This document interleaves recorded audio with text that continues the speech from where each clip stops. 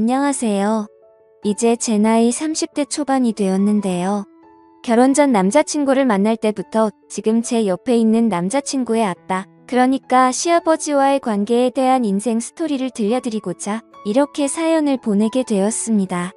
저는 그 당시 20대 후반으로 어느 중견 회사에 취직을 해서 열심히 일을 하고 있었는데 그 회사에 자주 오던 영업사원을 만나게 되었어요.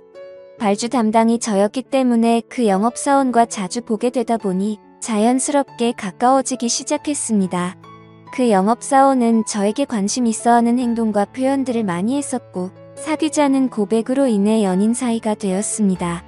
남자친구는 저의 이상형도 아니었고 성격도 저와 잘 맞지는 않았지만 그래도 음식 취향과 소궁합이 너무 잘 맞았기 때문에 만남을 유지할 수 있었습니다. 사귄 지 8개월쯤 되었을 무렵 남자친구는 자기 집안 이야기를 해주었어요. 형제가 둘인데 위에는 2살 많은 형이 있고 형은 결혼을 해서 아버지와 함께 아버지 댁에서 살고 있다고 했습니다. 어머니는 췌장암 말기라서 시한부 인생을 사시며 요양원에 계시고 아버지는 바람기가 좀 있으셔서 예쁜 여자들을 좋아하는데 그 중에서도 글래머러스한 예쁜 여자를 특히 좋아하시고 그 예쁜 여자들하고 놀 때는 적당히 돈을 쓰시면서 인생을 즐기며 사신다는 거예요. 그리고 수시로 여자들을 바꾸며 생활하고 그 여자들도 6개월 이상은 절대 안 사귀신다고 하더라고요. 저는 그 얘기를 듣고 놀라서 농담 반 진담 반으로 오빠에게 말했습니다. 오빠, 아버님 너무하신다. 어머님이 병으로 생사를 오가시는데 여자 만나는 걸 즐겨 하신다고? 게다가 그냥 여자도 아니고 가슴이 예쁜 여자라니. 세상에, 그럼 아버님께 인사드리려 가면 나 엄청 이뻐해 주시겠네. 오빠가 나보고 가슴이 정말 예쁘다고 맨날 칭찬해줬잖아. 이렇게 웃으며 말을 했더니 남자친구는 갑자기 정색하며 단호하게 말하더라고요. 행여나 우리 아버지 앞에서 치마 같은 거 절대 입지 말고 특히 가슴 파인 옷이나 달라붙는 거 조심하도록 해. 알았지? 그러면서 시아버지의 재산에 대해 말을 꺼냈습니다. 아버지가 수십 년 전에 저렴하게 사놨던 논밭들이 관광단지로 개발돼서 땅 시세가 엄청나게 폭등했었거든. 그때 차익을 많이 남기셨고 500억 원대 부동산 갑부가 되신 거지. 현금도 상당히 보유하고 계시는데 문제는 자식들에게는 돈을 너무 아끼신다는 거야. 경제적 지원도 자식들 학비랑 결혼까지만 지원해주시고 그 이후에는 자식들이 알아서 해야 한다고 아예 돈을 주지 않겠다고 선포하셨어.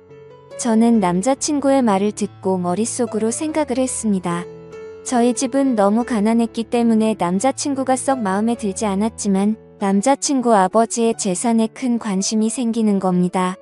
잘만 하면 제 인생도 역전할 수 있겠다는 생각이 제 머릿속을 스쳐 지나갔습니다. 그래서 저는 남자친구와 결혼하기로 마음먹었고 남자친구 아버지에게 무조건 잘 보이기로 했어요. 그리고 시아버지에 대해서 조사해보고 보기로 했습니다. 저는 남자친구 집 앞 마트 사장님이 아버님의 친구분이시란 얘기를 듣고 그분께 시아버지에 대해 여쭤보러 찾아갔더니 아버님은 힘이 정말 엄청나게 센 사람이라고 하시는 겁니다. 젊을 때는 물론이거니와 지금까지도 하루도 여자들과 보내지 않으면 못 사는 그런 남자라고 소문이 자자하게 났다고 하셨어요. 그러면서 마음에 든 여자에게는 모든 걸 올인할 정도로 열정적이시라며 저를 훔쳐보시면서 이렇게 말했습니다. 그 친구가 딱 좋아하는 스타일이 바로 아가씨 같은 스타일이야 말하면서 적당히 볼륨 그리고 약간 고양이 같은 스타일. 이거 막 농담하는 게 아니라 그냥 그 친구 스타일이 그렇다는 거지. 아가씨 기분 나빴다면 내가 사과하지. 저는 얼굴이 화끈거려서 당황하며 얘기했습니다. 아, 저는 그 집 며느리가 될 사람이에요. 이렇게 말씀을 드리니 웃으시며 저에게 다가와 귓속말로 그러시더라고요. 며느리 하지 말고 그 친구 아직 한창인데 애인이나 되어봐. 아마 자네 인생이 활짝 필 거네. 아니 뭐 그냥 흘려들어도 되는 이야기니까 너무 귀담아 듣진 않아도 돼. 내가 그랬다고 말하지는 말고. 저는 그 사장님께 좋은 정보 주셔서 감사하다고 인사를 하고 집으로 돌아왔습니다. 저는 그때 반지하방에서 가족들과 같이 살고 있었는데 그 지긋지긋한 가난에서 벗어날 수 있는 기회를 꼭 잡겠다고 각오와 다짐을 했었습니다. 이렇게 저는 예비 시아버지에 대한 조사를 완벽하게 마쳤습니다. 적을 알아야 승리한다는 말이 있듯이 저는 저의 계획대로 시아버지의 며느리가 되었다가 시아버지 옆자리로 가서 재산을 가져야겠다는 생각을 했습니다. 그러던 어느 날 남자친구의 어머니는 병을 이기지 못하고 결국 돌아가셨고 6개월이 흐른 뒤 남자친구 아버지는 막내 아들을 결혼시켜야 하시겠다며 드디어 주말에 저를 집으로 부르셨습니다. 남자친구는 아버지를 만나려면 미리 좀 준비를 하라고 말을 해주었습니다. 저는 기다리고 기다리던 저의 계획을 실행시키기 위해서 준비를 철저히 했습니다. 헤어스타일과 옷을 시아버지께서 좋아하시는 대로 꾸미고 일주일 내내 피부관리도 했어요. 모든 것은 시아버지께서 좋아하는 걸로 완벽히 준비를 끝마쳤습니다. 남자친구는 만약에라도 시아버지께서 저를 보고 싫다고 하면 결혼은 절대 못할 거라고 말을 해주었고 아버지의 성격은 한 번 아니면 아닌 사람이라고 하며 집의 모든 재산을 다 쥐고 계시기 때문에 집에서는 최고 권력자이고 왕이라고 했습니다. 저도 예비 시아버지 눈에 못 들면 저의 계획도 수포로 돌아가기 때문에 저는 날마다 긴장 속에서 결전의 날을 기다렸습니다. 시아버지를 만나는 날까지 남자친구와 외박도 절대 하지 않았습니다. 드디어 그날이 다가왔고 저는 남자친구와 차를 타고 집으로 갔는데 딱 봐도 부촌 같은 동네였고 외곽 한적한 곳에 있었는데 집은 3층 집이었고 어마어마하게 크더군요. 큰 며느리와 예비 시아버지 그리고 큰 아들이 마당에 나와서 저를 기다리고 계셨습니다. 시아버지는 마음에 안 들면 아예 인사도 안 하고 대화도 안 나누고 그냥 집으로 돌아가라고 하신다는 말에 너무 긴장이 되었습니다. 저는 차에서 내려 예비 시아버님께 최대한 상냥하게 연습한 대로 애교 섞이고 귀여운 목소리로 인사를 드렸어요. 안녕하세요. 아버님 처음 뵙겠습니다. 박지민이라고 합니다.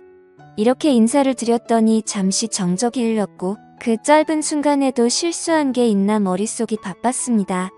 너무 목소리 크고 높았나 괜히 코맹맹이 소리로 말했나 그냥 여성스럽게 말할 걸 마음에 안 드셔서 그냥 들어가 버리시면 어쩌지 바로 그때 시아버지는 뜻밖에도 두 손으로 제 손을 덥석 잡으시면서 환하게 미소를 지으며 말씀하셨습니다.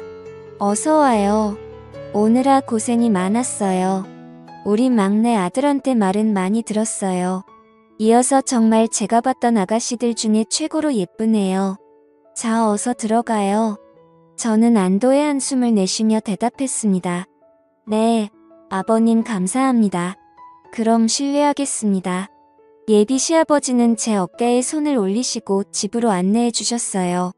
시아버지는 제가 너무 마음에 든다며 싱글벙글 하셨고 시선은 제 얼굴부터 시작해서 이곳저곳을 계속 흘러보시는 것 같았죠. 저는 그 기회를 놓치지 않고 다들 다른 곳으로 보고 있는 사이 정신이 나갔던지 대담하게 나지막한 목소리로 아버님 귀에 대고 애교 섞이게 말했습니다. 마음 놓고 봐주세요.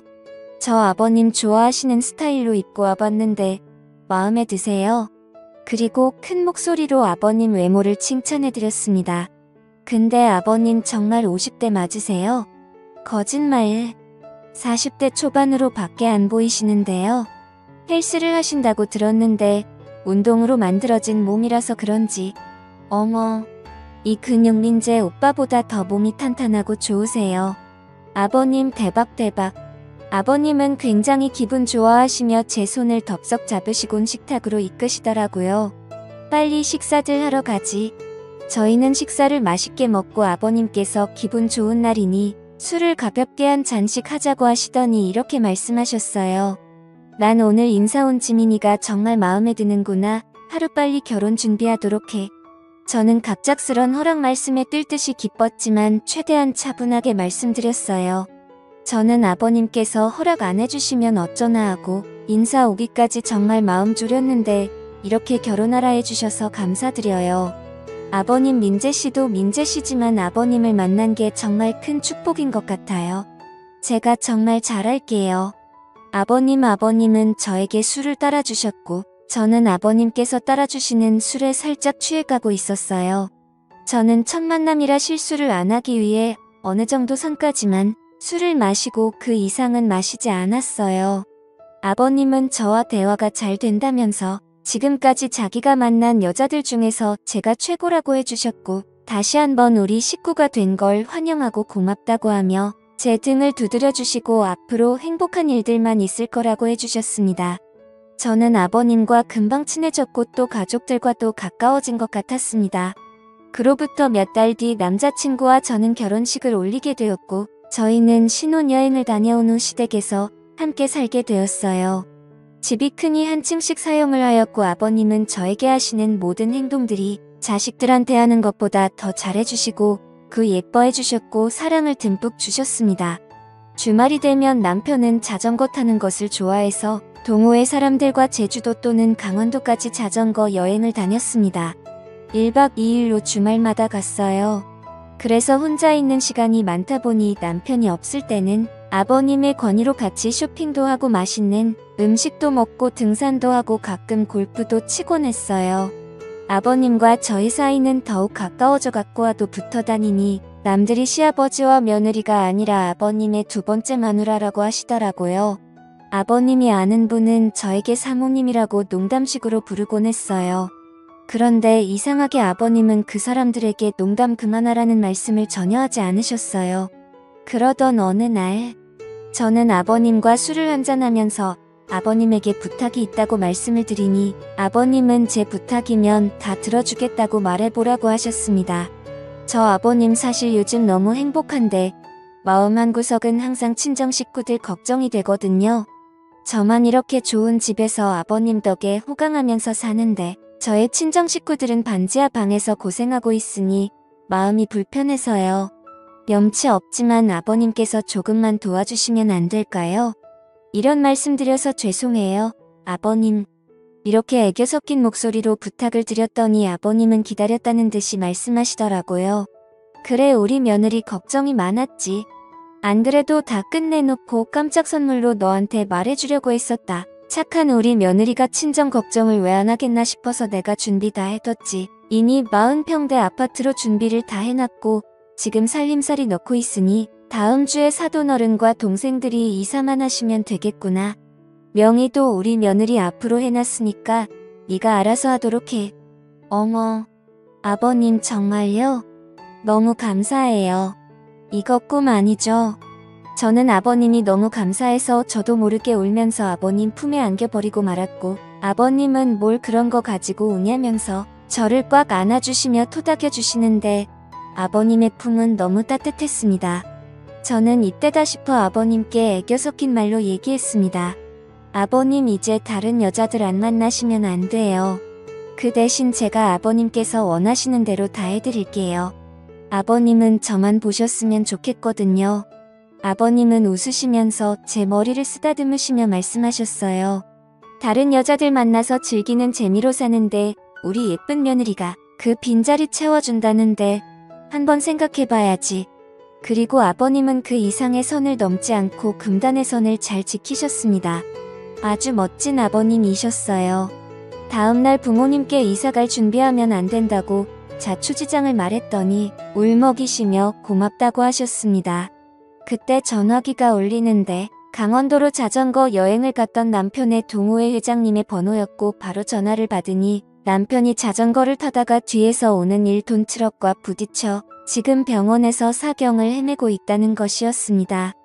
저는 충격 속에 울며 아버님께 전화를 드렸고 함께 차를 타고 강원도로 급히 올라가 병원에 도착하니 이미 남편은 하늘나라로 떠나버리고 말았더라고요. 결혼한 지 얼마 안 된 신혼인데 너무나 슬펐습니다. 아버님과 저는 죽은 남편을 붙잡고 대성통곡을 하였고 서울로 돌아와 남편의 장례를 치렀습니다. 저는 30대 초반의 젊은 나이에 혼자가 되어버리고 말았습니다. 막상 남편이 너무 일찍 저 세상으로 가버려서인지 저는 이제 어떻게 살아야 할지 막막하더라고요. 그 순간에도 제가 세웠던 계획에 차질이 생기지 않을까 하는 못된 걱정도 들었어요. 아버님께서 갑자기 제가 마음에 안 든다며 집에서 나가라고 하실지도 모르고 빈털터리로 쫓겨날 것 같았습니다. 남편은 가진 돈도 별로 없었기 때문에 당장은 아버님 댁에서 살 수밖에 없었거든요. 그때 아버님은 저를 부르시더니 이렇게 말씀하셨어요. 내 남편은 널 놔두고 하늘로 갔지만 이제부터 내가 너의 남편 역할을 할 테니 이 집을 절대 나가지 말고 여기서 나랑 같이 살도록 하자. 저는 제가 하고 싶었던 말을 아버님께서 말씀해 주셔서 안도하며 그 말씀을 듣자마자 아버님 품에 안기면서 얘기했습니다. 어머 아버님, 너무 감사해요. 제가 잘할게요. 아버님 지금 살고 있는 집은 큰아들에게 주고 다른 집이 하나 있으니 그곳에 가서 같이 살자고 했습니다. 그렇게 남편이 죽고 1년이 지난 후에 아버님과 함께 새로운 집으로 이사를 가게 되었죠. 그 집은 지금 살고 있는 집보다 비교가 안 될 정도로 더 크고 웅장한 집이었습니다. 아버님은 이미 저하고 살 수 있도록 저에게 맞게 인테리어와 가구를 해놓으셨더라고요. 저에게 선물로 주는 거라고 하셨고 이 집에서 같이 잘 살아보자고 하셨습니다. 아버님은 남편이 죽고 2년 동안 서로 조심하였고 그냥 며느리와 시아버지 그 이상의 선은 절대 넘지를 않았습니다. 그게 하늘로 간 남편에 대한 마지막 예의라고 생각했기 때문입니다. 1년이 조금 지난 어느 날 아버님 술을 한잔하며 앞으로의 계획에 대해 이야기를 하게 되었는데 이런저런 이야기를 하며 술을 한 잔 두 잔 마시다 보니 살짝 취기가 올라왔습니다.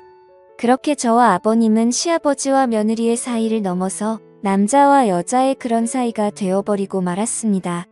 아버님은 갑자기 저를 쳐다보더니 잠시 정적이 흘렀습니다.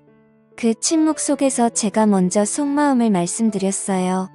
아버님을 앞으로 한 남자로 아버님만 바라보고 사랑할 거예요. 이제부터 시아버지 말고 제 남자가 되어주세요. 그래 주실 거죠? 그러자 아버님이 미소 지으시며 말씀하시더라고요. 내가 원했던 게 바로 그거야. 나도 평생 너 하나만을 바라보고 사랑해 줄 거다. 전에 만나던 주변 여자들은 예전에 다 정리했으니까 걱정 말고 나도 이제는 너만 볼 거야. 그럼 저 이제부터 오빠라고 부를래요. 오빠라고 불러드린다고 하니 아버님은 너무나 좋아하시더라고요. 제가 30대 초반이고 오빠는 50대 중반이니 나이 차이는 22살밖에 차이 나지 않으니 딱 좋았어요. 오빠는 저에게 그냥 자기야라고 부르겠다고 하길래 저는 이름을 몇 년간 계속 불렀으니 이제부터 자기야라고 불러달라고 했습니다. 그랬더니 아주 스윗하게 불러주더라고요. 아버님은 50대 나이셨지만 여러 여자들을 만나셨던 이유가 있었더라고요. 자상함과 배려 그리고 가장 중요한 것까지 모든 부분에서 저를 만족시켜 주셨어요.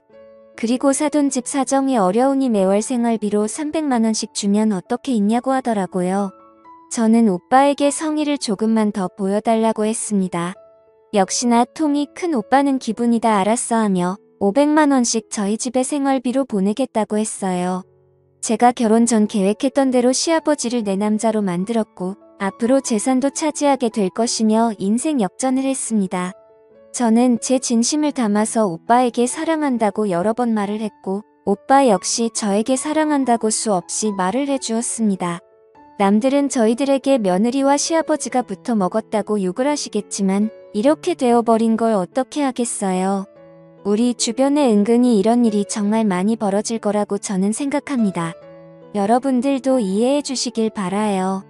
그리고 다시는 지하 단칸방 삶을 살아가고 싶진 않은 제 마음도 알아주세요. 오빠와 저는 이왕 이렇게 된 거 행복하게 잘 살아볼 테니 욕보다는 응원 말씀 부탁드려요. 제 사연을 읽어주셔서 감사합니다. 오늘의 사연은 여기까지입니다. 구독과 좋아요, 알림 설정 부탁드립니다.